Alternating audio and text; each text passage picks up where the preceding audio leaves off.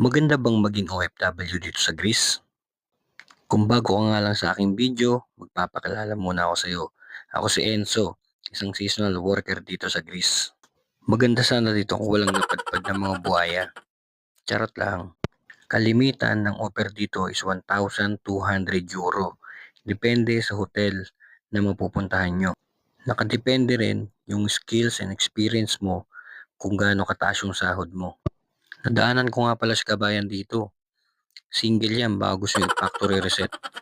Good thing dito is pag nagtatrabaho ka, is libre na ang kuryente, ang bahay, ang pagkain, pati ang kabit mo libre na. Charot lang. Sa mga hindi nakakaalam, pangatlong season ko na nga. At alam ko wala kang pake, sinabi ko lang. Yes, tama ka nang nasa isip mo. Nakatatlong hotel na ako kasi napaka-toxic ng ibang kasama ko. Joke lang, yung pinakahuli pala yung pinakamalala. Kaya kung nagbabalak kang mag-apply dito sa Greece, ano pang inaantay mo? Simulan mo na kasi mag-iintay ka dito ng 2 taon. Depende sa ahenteng may hawak sa'yo.